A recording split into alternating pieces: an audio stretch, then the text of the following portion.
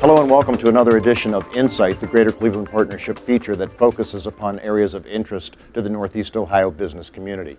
I'm Steve Leutner, and joining me today is Nick Catozzi, Vice President of Advocacy for the Greater Cleveland Partnership. Hi, Nick. Hi, Steve. Nick, your efforts at the Greater Cleveland Partnership focus upon federal issues, and that's what we're going to be talking about today, the Highway Trust Fund.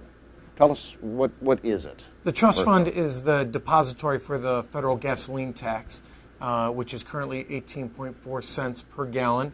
And so every time we fill up at the gas pump, money is ultimately is deposited into that account.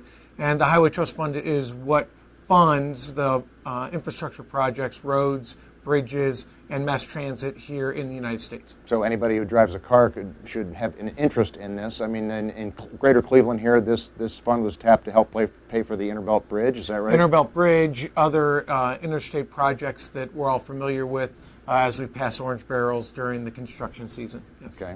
So what's the issue at hand? There's too many projects and not enough money, is that it? That's exactly right. So the challenge is that the Highway Trust Fund was becoming insolvent. It technically doesn't become insolvent, but the number of projects that were being funded did not meet the amount of revenue that's collected, and that's one of the challenges. The trust fund the gas tax hasn't been increased since 1993. As I said before, it's 18.4 cents per gallon. It's not indexed. It's not a percentage. It's an actual dollar figure that's collected on a gallon of gas. So even as the price of gas increases, the amount still stays the same that's collected. And as you can well imagine, prices to construct roads, bridges have increased over the last 20-some years. So that amount of money hasn't kept up with inflation. And people are driving less, part of the Great Recession, and people are driving more efficient vehicles. So the dollar that is generated out of the gas tax just doesn't pay for as many projects as it did 20 years ago. So Congress has this long, important problem. Congress has done a patch on this, like a Band-Aid solution. Tell me about that. So August 1st, payments were going to start slowing down to the departments of transportation at the state level, including Ohio. And so Congress had to find a way to patch it, to infuse the trust fund with money through the end of the current authorization. What they ended up doing was doing a 10-month extension so that they can now have another 10 months to figure out what the solution is to the problem.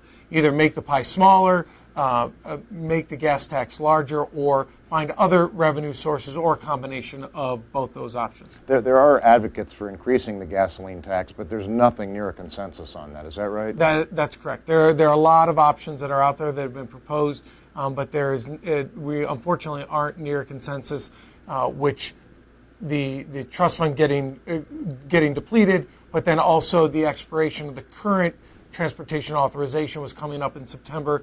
This gives Congress a little bit of breathing room to find a solution, hopefully within the next 10 months. But the problem with this temporary patch, so to speak, is it probably making county engineers and State Department of Transportation officials across the country pull their hair out, is that they can't plan long term when it's just a temporary patch. Correct. We've advocated for a multiple year approach, a multiple year authorization.